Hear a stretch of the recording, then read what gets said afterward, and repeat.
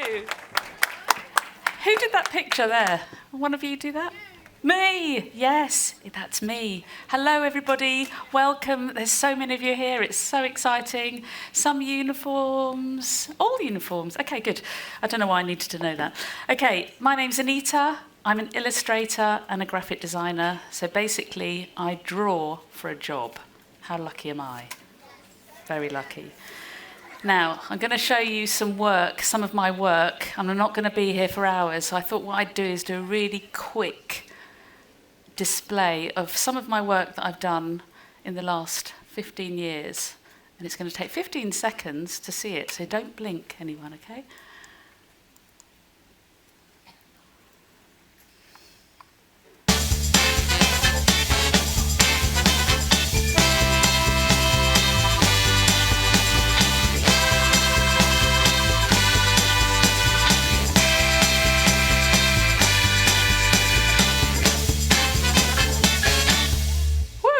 I love the coming from some of the audience, brilliant. So, I've designed over 85 books, cookbooks, children's books, but by far the most fun I've had is working with my brother on children's books. Now, these are four of our children's books that we've done. Escape the Rooms. Very quickly, this is about a boy called Jack who does a bungee jump and he plunges down through the earth and he ends up in a strange world where he has to solve puzzles with a girl called Callie. The Fart That Changed the World, a story about how one tiny action, a fart by a king, causes a series of events that change the world. And I've got to tell you a secret. My brother met a member of the royal family and that member of the royal family let one rip.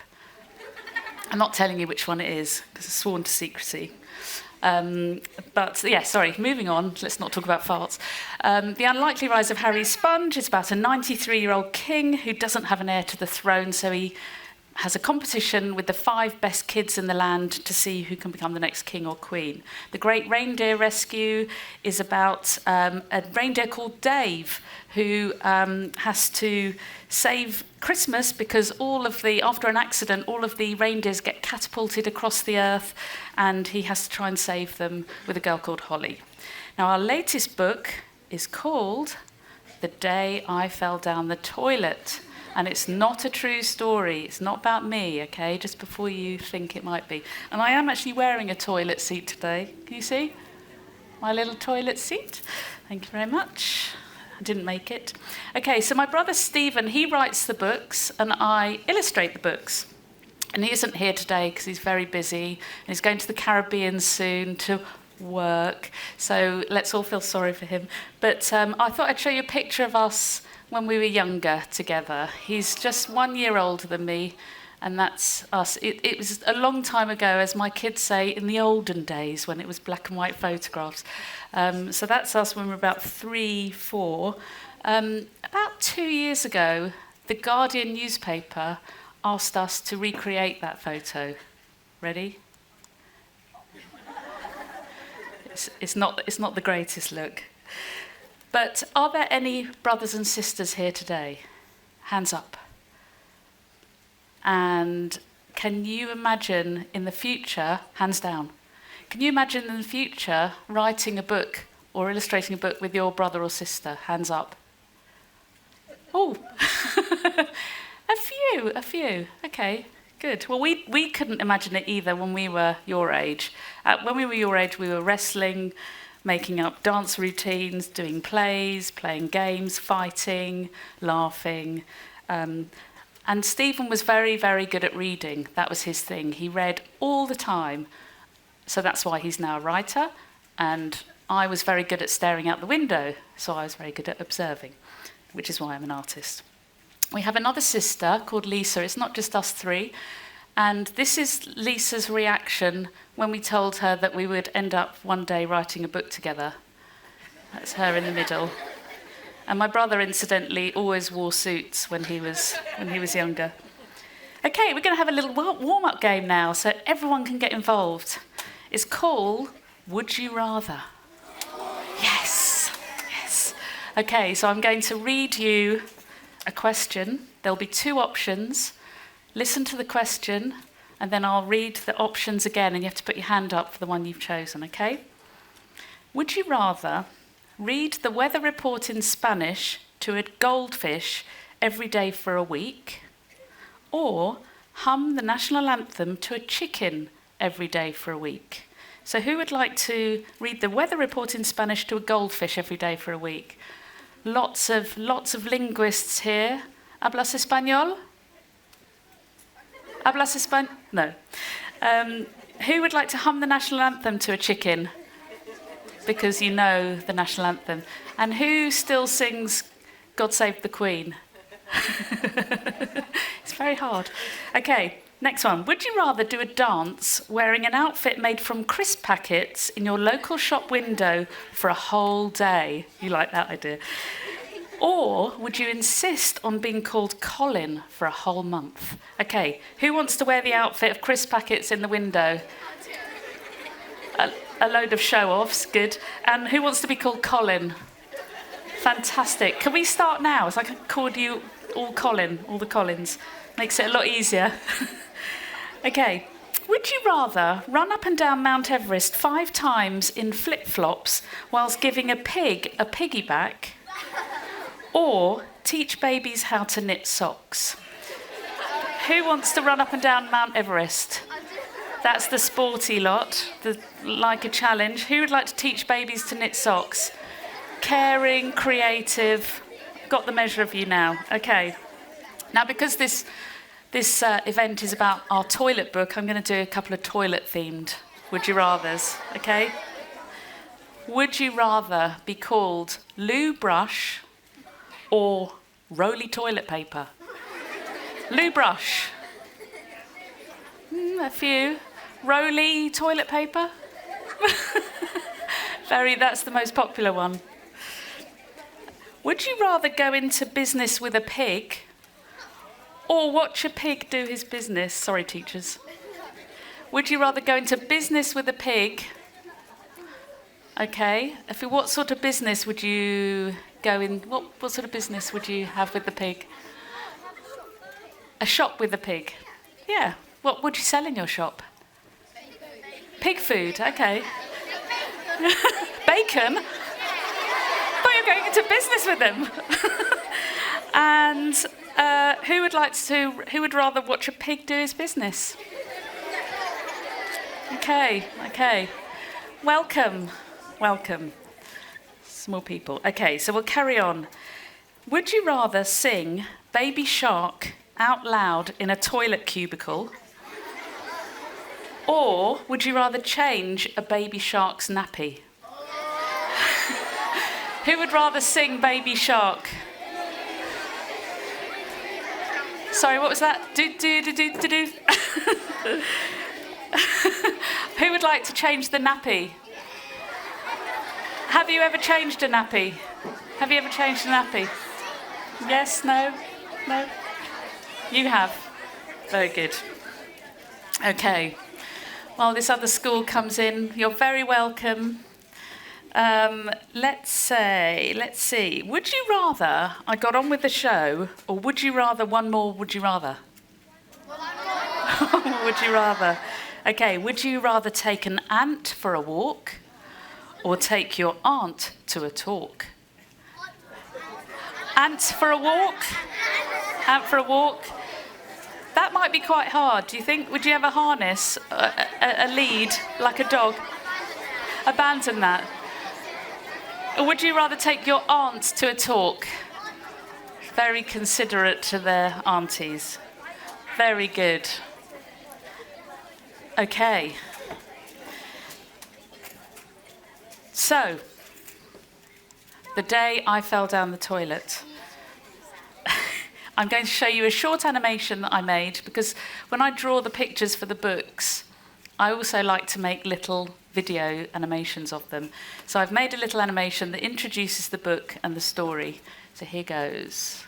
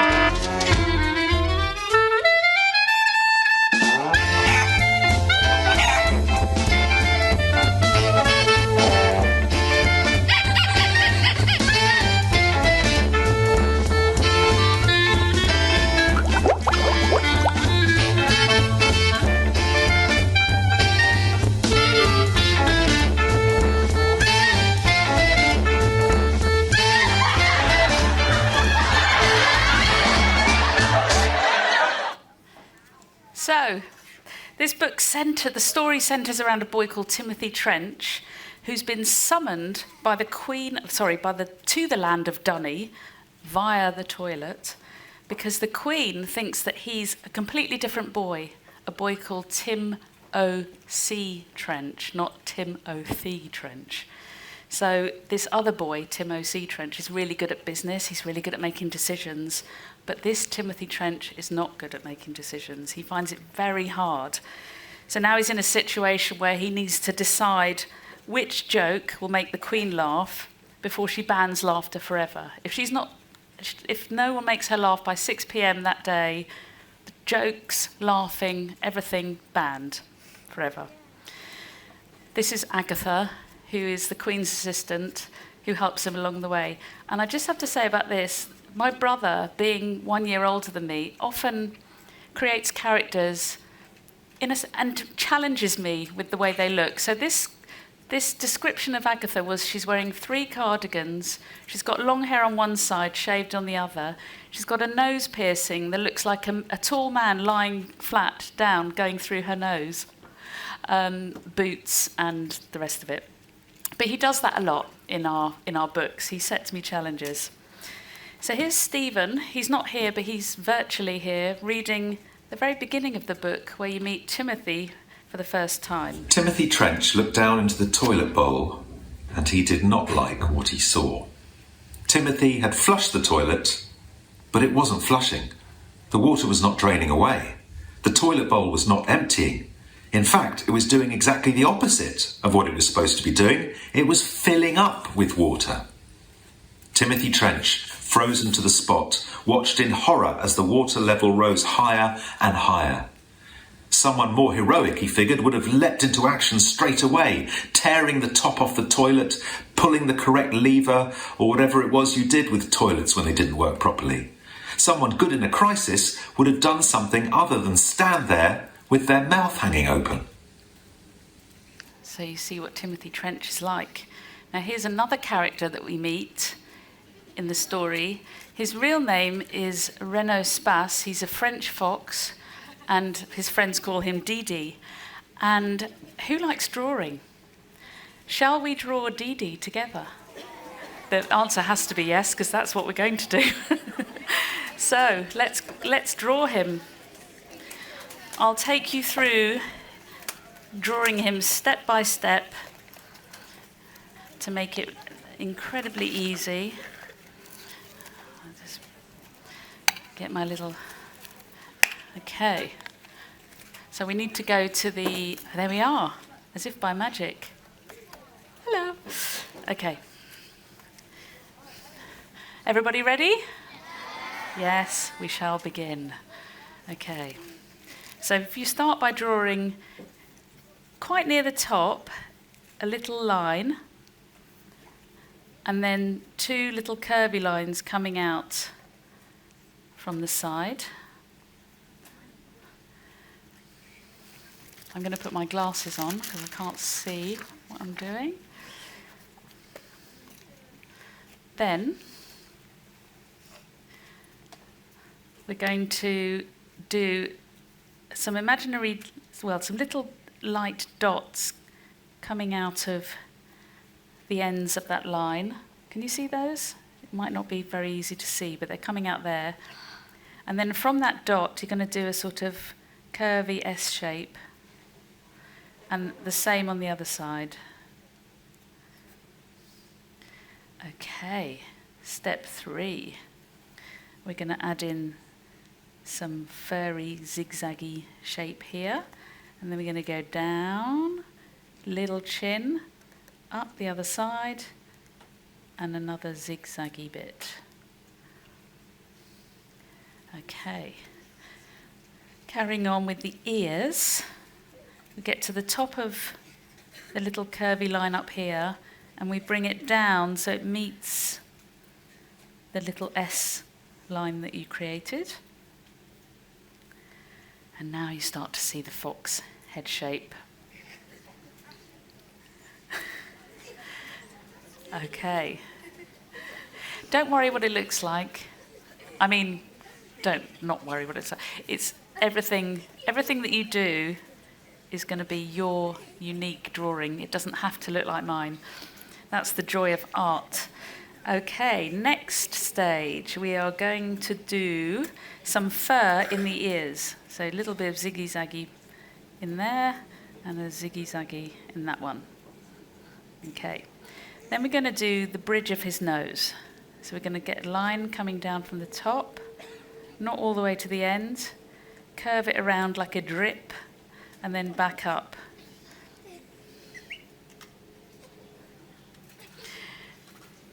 And then we are going to do his nose.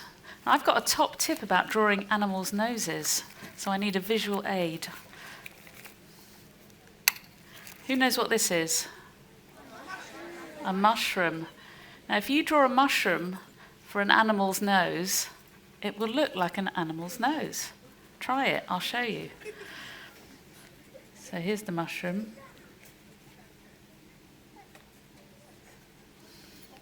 And it looks like an animal's nose. At least I believe it does. Okay, now, next stage is drawing a curly moustache, because he's a very debonair fox. Just coming out of that nose area. Little moustache. And then next, we're going to draw a mouth. Now, whenever I draw animals, I like to give them human teeth. So I'm going to give him, just to make them a bit funnier, so I'm going to give him some nice big teeth there. Okay, everybody keeping up? Yeah? So we're going to do some eyes now. So we're going to do some side Ds sitting on their side. Some big Ds like this. Capital D on its side. Or an arch window.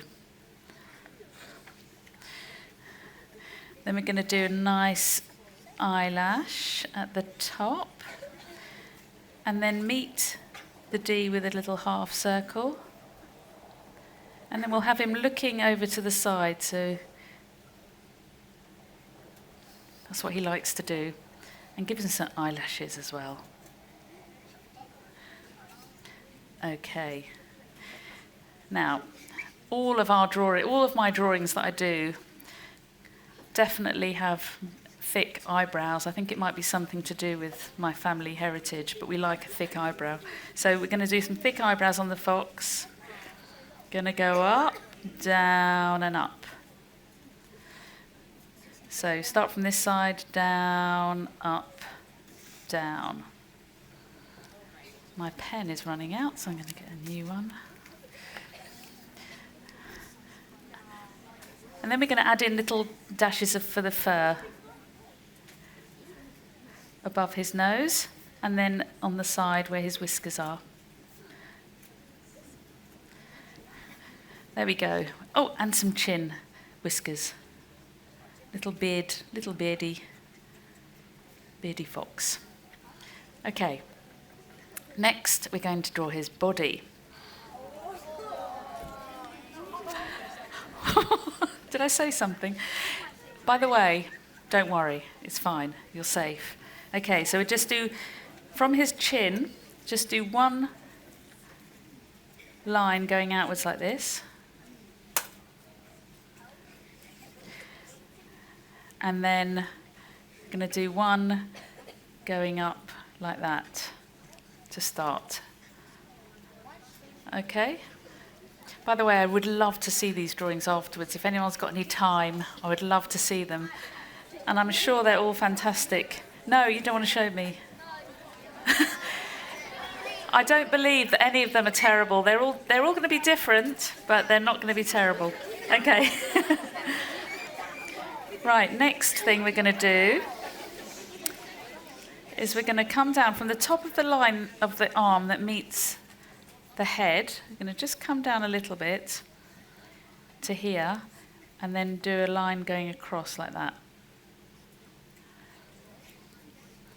Okay, and then we're going to do a similar thing over here, but we're going to go up to meet that arm there. Okay.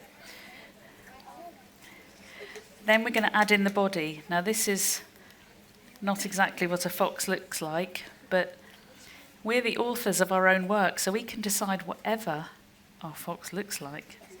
Which is why I say no drawing is wrong. It's all right. It's just your individual drawing.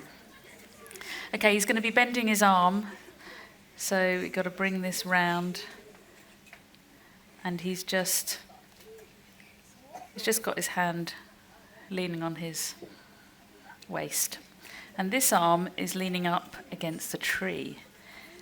So we'll just give him some wiggly fingers and a thumb. There we go. Okay. Next, go down at the bottom of his body and do a little bit of a zigzag. Go across and do another bit of a zigzag. That's the top of his legs. Now this fox wears cowboy boots, because all foxes wear cowboy boots, don't they? Oh, do they not? They do where I live in North London. Oh, funny. Okay. Maybe just London foxes wear cowboy boots. Some people are genuinely looking at me thinking, are you being serious? Okay, cowboy boots. So we just start at the top of the legs on that side. And on this side, he's going to be bending his knee just to make it a little bit harder for everyone. Now, the cowboy boots.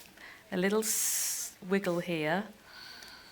And then the line's going to go down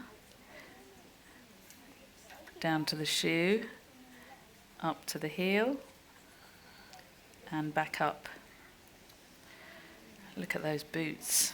And they've got little lines going on the side of them. And some little curly lines that look a bit like his moustache. And he's got a heel, so let's colour in the heel. Okay, now this boot is at an angle, so it goes around like that. And it goes down there. There's some very funny cowboy boots going on right in front of me. There we go. And there's his heel. And the little lines on the side. And the curly bits at the front. Right, he needs a nice hairy chest. Now, if you were colouring this in, this bit would be white, and the rest of him would be orange. But we're going to keep it black and white today. Oh, he's also got these nice little zigzags on his arms. It's all a bit like sleeves. There he is, looking very smart. And of course, he's got a tail, which we're going to draw coming out from somewhere here. There's his tail with a little bit of a zigzag at the top. Now he's leaning on a tree. Warning, this is the easiest bit. The tree. So, a line going down. Stop where he is.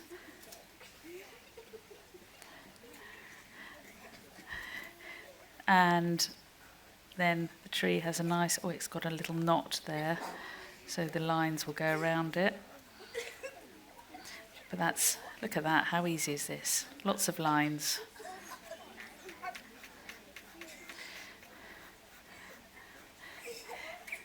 There is Dee Dee. I can't wait to see all these Dee Dees. They sound hilarious, some of them. So I can hear some nice mark making going on as well. So there we have it. Dee Dee the fox. Well done to you all. Give yourselves a round of applause.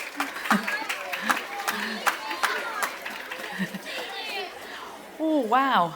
Should we have a photo with them all being held up? That would be... Just say... You may not see it. Actually, let's do a video. Wow. Oh my goodness. Wow. Brilliant. Fantastic. Thank you very much. Right. Settle. We're going to do a little bit more drawing in a minute, but I'm going to show you, I'm going to go back to my slides and show you some drawing techniques that I have that will help you creating characters. Okay, so here's Dee Dee. Now, sometimes when I draw the characters in our books, I might need some reference. So, for example, if I need to draw a toilet, I look at a toilet so that I can draw it. That's called observational drawing. It's very helpful. If I want to draw this bottle of water, I'll put it in front of me and I'll draw it. But sometimes, some of the poses I have to do, they're not necessarily available as an image. So I have to photograph myself doing the pose, and then I can draw it. I can look at the photo of myself. Now, I don't know if anybody finds hands difficult to draw. Hands up who finds hands difficult to draw. Me too. They are very hard because sometimes they look like sausages, other times they look like twigs. So they're very hard. So what I do a lot of the time is I will do a pose of myself so that I can do the drawing. So here are a few examples of the poses I do and how they ended up in the book. I'm just saying that they are quite embarrassing, so I'm very brave to show you these. Oh, that's not them. I've gone completely over. Yes, I've missed one thing. Let's go back. Let's rewind. The book is full of jokes, okay? But there are also 7 ogres, resident ogres at the palace, who are desperately trying to make the Queen laugh by putting on funny plays, performing slapstick, mime, stand-up comedy, dance, all sorts of types of performance. Now, Stephen, before we do my drawing techniques, he's going to tell you about the ogres. Tiptoeing towards the Queen in a neat line were 7 burly ogres. They were taller than anyone Timothy had ever encountered before, with heads that seemed too big for their bodies. Masses of curly blonde hair covered their heads, their large ears, and most of their faces. The skin that was visible had a green tinge, except for their noses, which were red and bulbous. And they looked strong, incredibly strong. Their hands alone looked big enough and powerful enough to crush Timothy with ease, should they wish to do so. Timothy hoped dearly that they didn't wish to do so. "Oh, hello," said Timothy without thinking, his blood running cold. You're not going to crush me and eat me, are you?" "Shh," said the Queen. "It's rude to talk during a performance." "Sorry," whispered Timothy. He wanted to say that was all fine and dandy for her. She'd seen ogres before, but he hadn't. Perhaps the ogres had no intention of eating Timothy. Maybe it had never even occurred to them. What if Timothy had now put the idea of killing and eating him into their heads? He wished he'd kept his mouth shut. Okay, now back to these drawing techniques. So, I'm going to whiz through these quite quickly, mainly because they're quite embarrassing, but this is me trying to work out what your hand looks like when you're pointing at yourself. So that's me doing it, and that's Dee Dee doing it. I had to do a scene where there were a load of writers, so I wanted to see what the hand looked like when it was writing and holding a mug. And there are, well, the man in the front, in the middle, is holding a mug and writing. These are the ogres that you've just seen, some of their poses, and what happens to their hands when they're from the side or at the front. And there they are, doing all their various poses. This is an angry man on a train who's on his way to his ballet lesson, and I wanted to know what happened to his fist when he had it up like that, and there he is with his fist. Incidentally, that old lady next to it, when my daughter was watching me draw that, she said, "Mum, is that you?" "Oh, it is. I know. How mean." Looking up to the side. Looking up to the side. What happens to your head when you throw it back? What do your teeth look like? They don't look like they do when you hold your head to the front. You can see all your fillings. So that's what I needed to know in that picture. The Queen, miserable face. There she is. Timothy, or rather me, in my studio, standing, looking down. What's happening to my hands? Timothy standing in the toilet. An ogre snotting out of his nose. And I didn't actually snot out of my nose, just so you know. And there he is. Ogre's doing some mime. Ogre's doing some mime. Luckily, nobody can see me doing this in my studio because I have a studio at the end of my garden, so it's all very secretive until now, when you can all see it. Chicken dancing from the front, as you do. What happens to your arms? Chicken dancing from the side.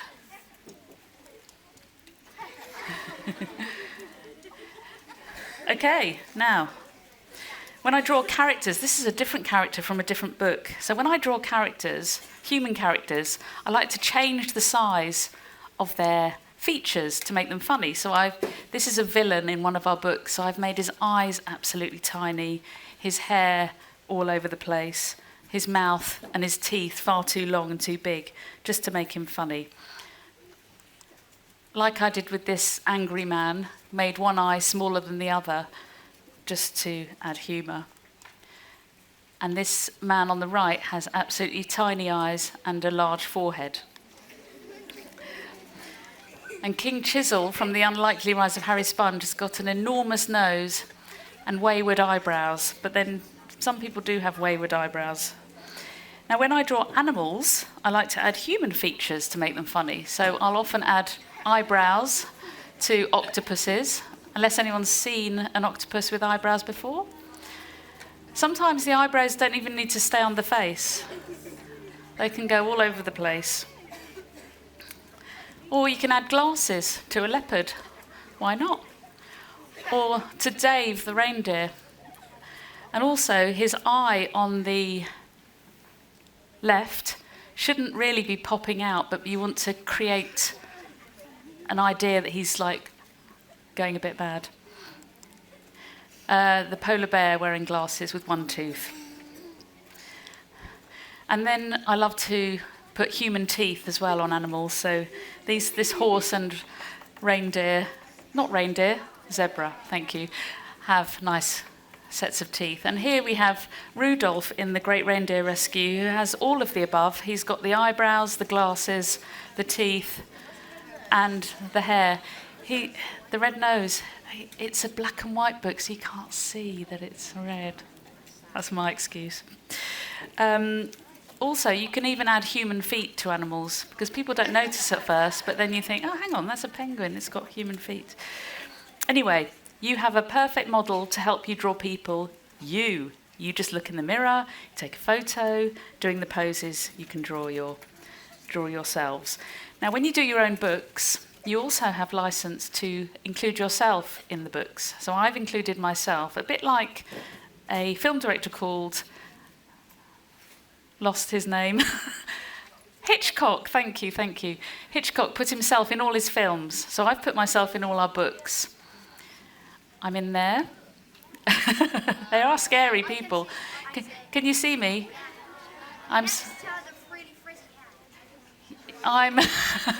It's debatable now which one's me.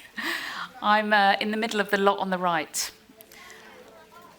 There's me on the left, crying. I also put my daughter in, next to Harry Sponge. And then here, I'm right at the back on the left as one of the writers on the desk.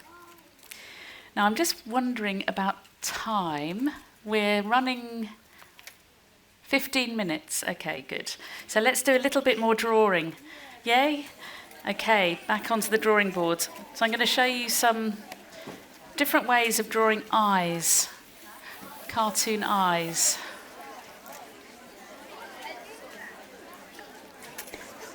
Anita, we've actually just got about 5 minutes left. The school events are a little bit shorter than the usual time Got 5 slots. minutes left. Okay. We'll do maybe we won't do eyes. Does anyone have any questions? Okay, so we won't draw eyes. Should we draw? Okay, we'll do a quick thing on eyes, very quick. Okay. So what I want to show you is just by changing the way an eye looks, you can create a completely different expression. So, for example, this pair of eyes, he's very tired. This pair of eyes, he's quite shocked. Angry eyes, you need the eyebrows for this. The eyebrows have to come down like that. And his pupils are in the middle. And then he's really cross. You can have fed up eyes with the pupils just up here, like that emoji looking up. And you can have sad eyes. So sad eyes, you just have to make them go down a bit. And they're looking down. And they're sad.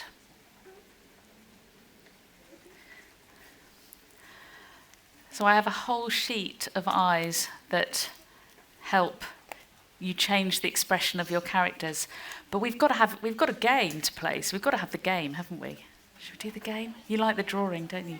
Shame we haven't got more time. Next time. Okay, we're going to play a game now. So we need to go back to our slides. And those are the eyes, if anyone wants. Somehow if I can put them up somewhere, I can get them to you all, but I'll have a think about that. And these were dogs. I was going to show you different expressions that these dogs have, not just by changing their eyes. They're all very different dog personalities. But you have a very happy dog, a sad-looking pug, a suspicious-looking dog, an angry dog, a nonchalant dog, and a very bonkers dog. And my dog is a bit of all of those. Okay, so we're going to play a game. It's called Toilet. Now, this game involves shouting. Can anybody shout? I think you'll do brilliantly. So we're going to have a little rehearsal. Whenever you see this toilet brush, this white toilet brush with arms, face, eyebrows and human teeth, you have to shout toilet. So I've done an animation, and the little toilet brush is going to appear. Every now and then it might be big, it might be small, it might be up there, it might be down there. You have to shout, toilet! Go! So now everybody in Henley and everybody around the country is going to think you all need to go to the toilet. Okay, so that's what we want. Are you ready? Only get one chance. There are several toilet brushes. Ready? Go.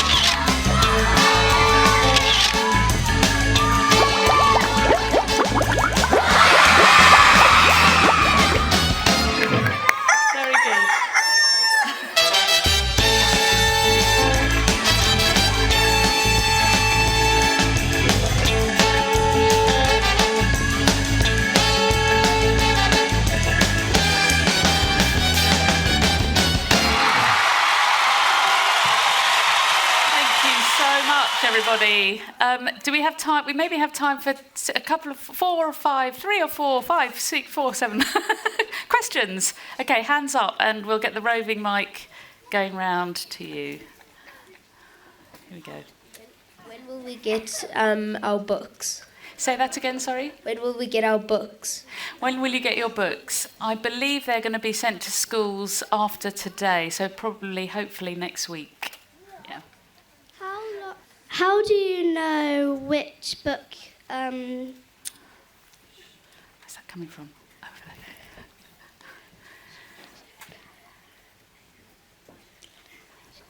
Which is your favourite book? Oh, that's a very good question. I like all of them. I love The Great Reindeer Rescue. That one came out last year, but this year the paperback is coming out. That wasn't meant to be a plug, but it's coming out next week. That's a really lovely book, a Christmas book. But they're all really good because they're all really different. None of them follow a sequence. So, and they're bonkers, like my brother and my sense of humour. So I love them all. Going over there. Which is your favourite book that you've done? That I've designed? Oh, the first book I ever did was a cookbook for Leon restaurants, and that won an award. So that was quite a special book.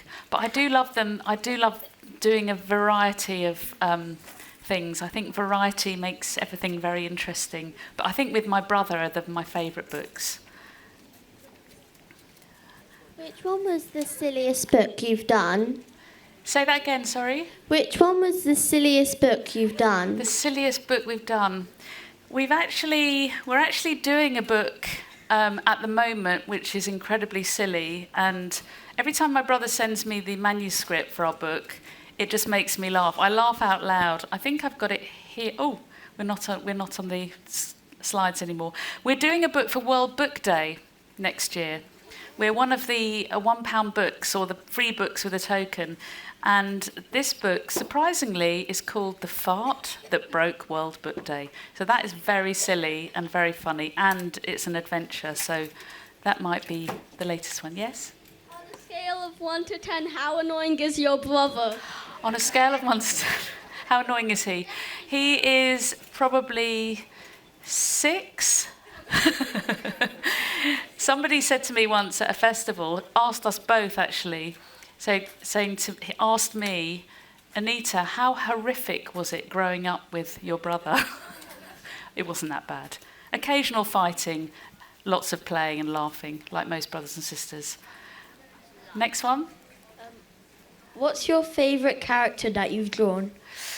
Oh, that's a very good question. My favourite character that I've drawn.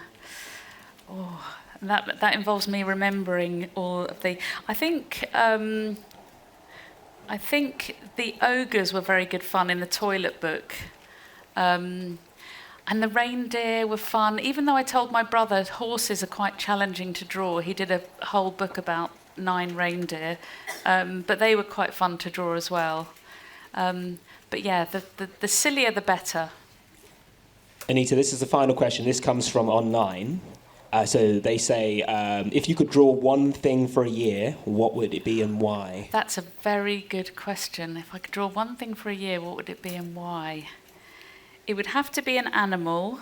And